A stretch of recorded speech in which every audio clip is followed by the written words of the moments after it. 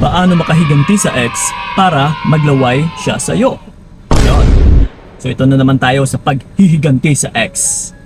Well, actually, sa paghihiganti kasi ay kung minsan mabibigyan lang tayo ng stress or di kaya isa matatagalan tayo sa pag-move on. Kasi instead na mag-move forward ka na is parang nananatili ka pa rin. Which is wala kang ibang iniisip kundi about pa rin sa kanya. Kung paano ka makapaghiganti, kung paano mo siya masaktan, or kung paano mo siya mabibigyan ng pagsisisi. Pero ganun pa man, itong mga utol, may hinain ako sa inyo na para maglaway din talaga yung mga ex ninyo. Hindi lang naman ito para sa ex ninyo, kundi para na rin talaga sa sarili ninyong improvement. Okay? So ito ngayon, isa-isahin natin na tiyak talaga. Kahit at the same time, ina-improve mo ang iyong sarili pero yung hindi mo alam ay naglalaway na pala yung ex mo sa'yo. Oh, no. Yes! So ito, huwag na natin papatagalin. Na yung una sa lahat is huwag i-block. So ito na ngayon, sa mga nagtatanong dyan, na Kuya Kiko, kailangan ko ba siyang i-block or huwag? Well, so ganun na nga, kailangan is matatag ka rin dito. Kasi kung hindi mo i-block yung partner mo, is syempre meron pa rin siyang access sa'yo. And pwede ka pa niyang ma-penetrate. So ganun pa man, habang bukas pa kasi yung pintuan mo sa taong yan, ay pwede ka pang ma-distract or pwede ka pa ma-distorbo. So that's why utol, kahit hindi mo siya na-i-block ay dapat matatag ka talaga dito. Na kahit ano man yung gagawin niya sa'yo na pang de-distorbo is dapat huwag na huwag kang magpatinag. Okay? So yun, and then ito, yung pangalawa natin is magpaganda. Yes. Syempre, given naman kung maganda ka sa ngayon, is dapat tuloy-tuloy pa rin yung pagsi-self-improve mo. Hindi yung habang tumatanda ka is lalo kang pumapangit. Dapat utol is habang tumatanda ka, na marami ka ng kaalaman sa buhay or experience man sa buhay, is dapat mas lalo ka pang gumaganda. Yes. Kasi dapat marunong ka na rin magdala, lalong-lalo na sa physical appearance mo. Okay, natiyak utol, paglalawayan ka talaga ng ex mo balang araw. So yun, and then ito, yung pangatlo natin is, syempre, kapag may pagpapaganda sa mukha, kundi pagpapaganda din syempre sa katawan, which is magpa-sexy. So, yun na nga, isa talaga ito sa weaknesses ng mga kalalakihan, yung pangangatawan ng babae. Lalong-lalo na kapag ang iyong katawan is Coca-Cola body. Hindi sa can kundi yung sa bote. Hindi rin yung sasakto, kundi yung tamang-tama, yung tipong 8 ounce ba yun? Yun. Maganda yung hubog ng katawan ng Coke na yun or ng Coca-Cola na yun. That's why, kapag may makikita tayong sexy is natatawag nating Coca-Cola body. Di ko nga alam kung bakit hindi Pepsi.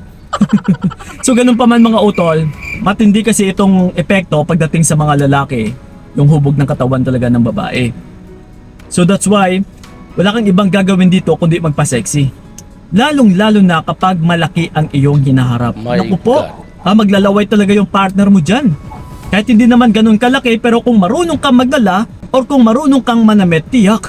Yes, paglalawayan ka talaga ng ex mo or hindi lang ng ex mo kundi ng iba't ibang lalaki pa. Okay, so yun. And then ito, yung pang-apat natin is maging masaya. Yes. Syempre sa hiwalayan, pangit naman na kakahiwalay nyo lang kahapon and then magpo-post ka na kinabukasan ng happiness or masaya ka.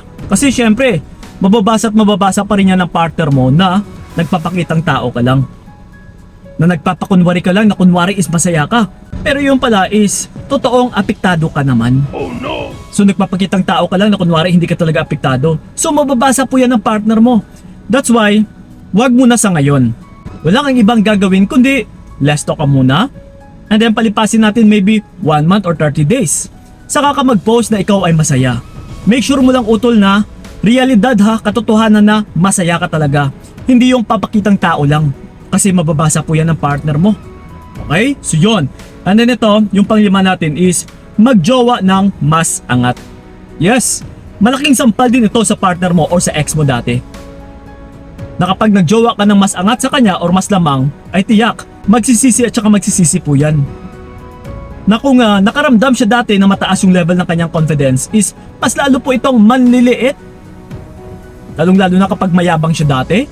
Lalong-lalo na kapag mataas yung tingin niya sa kanyang sarili.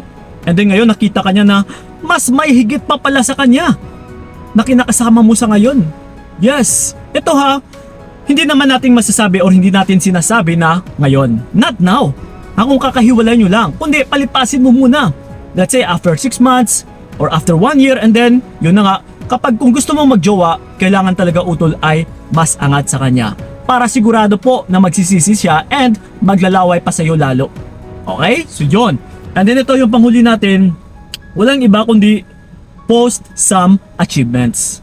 Yes. Ito, hindi nyo ba alam? That's why may mga ngilang-ngila na nagpo-post ng kanilang mga achievements namin na my day or in a story. And then, after ng ilang oras, hindi pa nga umabot ng 24 hours is nadidelete na.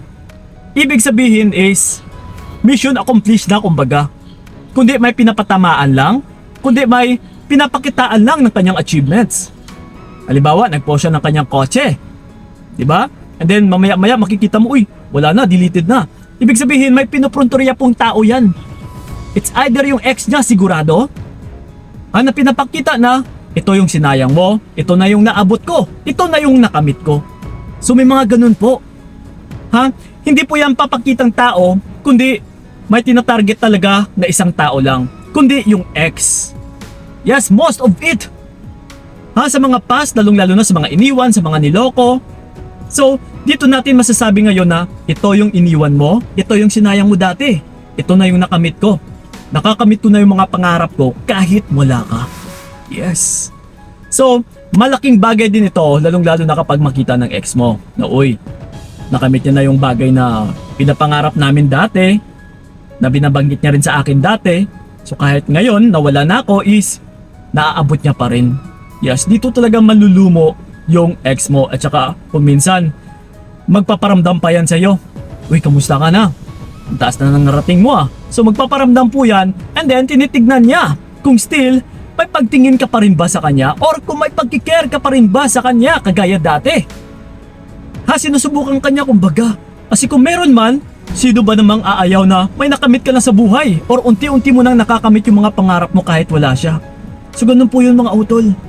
That's why hindi natin siya binablock kasi gusto nating gagawin dito ay makikita niya yung achievements mo, makikita niya kung gaano ka nakahappy. Dapat utol is siya itong affected sa'yo. Hindi yung ikaw itong apektado sa lahat ng movements niya, sa lahat ng activities niya. Kasi mababaliktad ka dito. Actually ako never talaga akong nang-block ng mga ex. Hinahayaan ko lang. Kung sila man mang-block sa akin, edi, buhay nila yan pero ako, never talaga. Kasi yun na nga, ang pinapronterya ko dito is, ito lang naman yung sinayang mo. And I know, alam na alam ko sa sarili ko kung ano yung value ko. So ganun ka rin dapat utol. Okay? So yun ang po mga utol sana klarong-klaro yung video na ito and then sana may natutunan kayo sa video na ito. And don't forget to subscribe my YouTube channel para mag-level up pa yung pamumuhay at saka pananaw ninyo sa relationship. So yun ang po, maraming salamat talaga. So ingat kayo, God bless and babu! Ayoko na ring magtiis, ayoko na sasakit. Mas mabuti nang bitawan ka para wala nang pait. Hanggang dito na lamang kung nakayanan ko na